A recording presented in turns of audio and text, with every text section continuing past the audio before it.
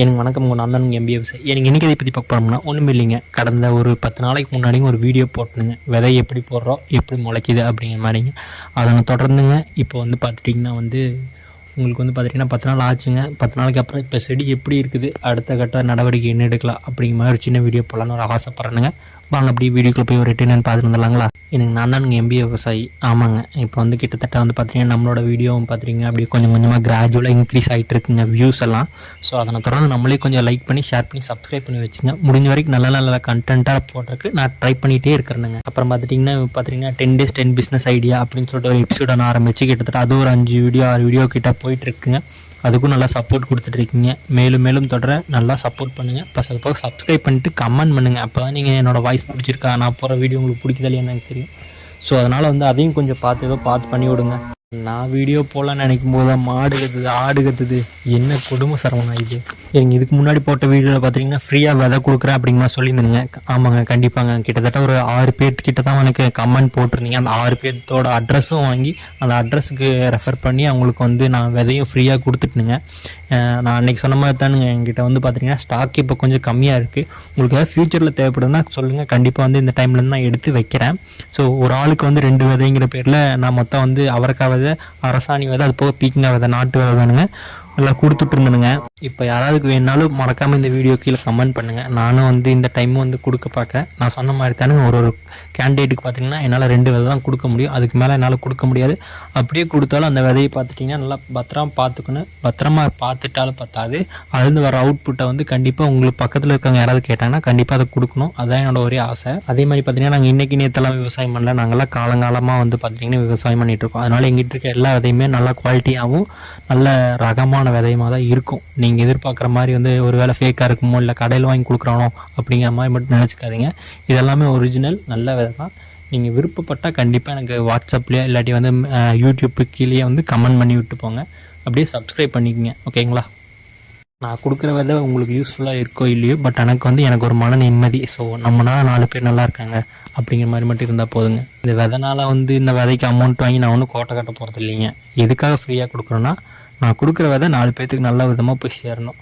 அதுலேருந்து அவுட்புட் வந்தாலே ரொம்ப சந்தோஷமாக இருக்குங்க. ஓகேங்க, நான் போட்டு கிட்டத்தட்ட விதை பார்த்துட்டிங்கன்னா இப்போ ஒரு 10 நாள் தாண்டி 11ஆவது நாளாக போயிட்டுருக்குங்க. ஒவ்வொரு வாரமும் ஞாயிற்றுக்கிழமை நான் வீடியோ அப்லோட் பண்ணலான்ட்டு இருக்குங்க. அதை தொடர்ந்து இந்த வாரமும் அப்லோட் பண்ணிக்கணுங்க. கொஞ்சம் பார்த்துக்குங்க. இதுதானுங்க அந்த செடி பார்த்துட்டிங்கன்னா கிட்டத்தட்ட 10-11 நாள் ஆச்சுங்க. 2-3 நாளாக கிட்ட வந்துருச்சுங்க. ஸோ இன்னொரு அடுத்த வாரத்தில் பார்த்திங்கன்னா அடுத்த வீடியோ போடுறேன். அதில் எப்படி இருக்குது அப்படின்னு சொல்லிட்டு வாரம் உங்களுக்கு அந்த செடியோட அப்டேட் போட்டுகிட்டே இருக்கேன். நீங்களும் பாருங்கள். இந்த வாரம் இவ்வளோ பெருசாக இருக்குது, சின்ன சோழி இல்லைங்க. எப்படின்னு பார்த்துட்டிங்கன்னா ஆடுகிட்ட மாடுகிட்ட எல்லாத்துக்கிட்டையும் காப்பாற்றி இப்போ இந்த செடி இத்தச்சோடு வளர்ந்துக்குன்னா சின்ன விஷயம் இல்லைங்க. இதை கொண்டு சேர்த்துறதுக்கு ரொம்ப கஷ்டங்க. இதுக்கப்புறம் தானுங்க மெயின் ப்ராப்ளமே இருக்குது. இப்போ பார்த்துட்டிங்கன்னா நான் இப்போ இந்த செடி இத்தச்சோடு கொண்டு வந்திருக்கேன். இதுக்கப்புறம் செடி பெருசாக ஆடு மாடு கோழி குஞ்சு எல்லாம் போயிங்க அதை பறிக்கி அதை பண்ணி இதை பண்ணி அதுக்கிட்டலாம் இருந்து காப்பாற்றிங்க. அதுக்கப்புறம் அதுலேருந்து ஒரு காயை எடுத்து சாப்பிடும்போது எத்தனை பிரச்சனைங்க. நீங்கள் என்ன பண்ணுறீங்க, அசால்ட்டாக அந்த காயெல்லாம் வேஸ்ட் பண்ணுறீங்க.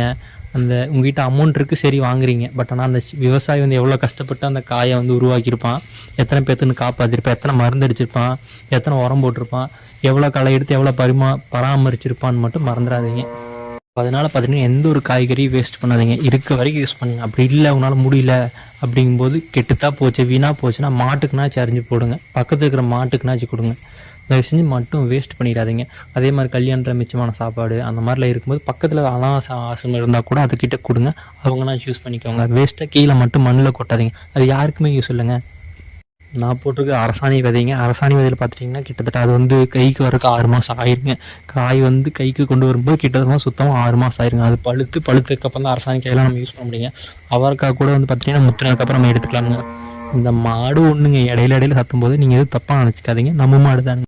நம்மக்கிட்ட பந்தலாக வருதானுங்க. அதனால் ஒன்றும் பிரச்சனை இல்லைங்க. பந்தல்லையே தான் காய்க்குங்க. பந்தல்லையே தான் நம்மக்கிட்ட நம்மளுக்கு அவுட்புட் வருங்க. அதனால் பந்தல் அவரைங்க தாங்க நம்ம போட்டுருக்குறது. அது போக பார்த்திங்கன்னா பீக்காய் போட்டிருக்குன்னா அது சரியாக முளைக்கலிங்க. ஏன் முளைக்கலன்னு பார்த்தீங்கன்னா மழை கொஞ்சம் அதிகங்க. மலை அடிவாரத்தில் மலைக்கு கீழே அப்படிங்கிற மாதிரி போட்டுங்க. முளைச்சதெல்லாம் நல்லா தான் முளைச்சிதுங்க. ஆனால் என்ன ஆச்சுன்னா அழுகி போச்சுங்க. செடி அழுகி போச்சு. தண்ணியில் நின்றுச்சுங்க. தண்ணியில் நின்றுங்காட்டி அது எல்லாமே சுத்தமாக அப்படியே அழுகி போச்சுங்க. அதனால் அதை மட்டும் என்னால் சரியாக எடுக்க முடியலைங்க. அவரை செடி இருக்குதுங்க. அதை வீடியோ எடுக்கிறதுக்கு மறந்துட்டுங்க. இந்த ஒரு வீடியோ மட்டும்தான் போடலான்ட்டு இருக்குதுங்க. ஸோ மறக்காமல் நம்ம சேனலை மறக்காமல் சப்ஸ்கிரைப் பண்ணி வச்சுங்க. நன்றி, வணக்கம்ங்கோ.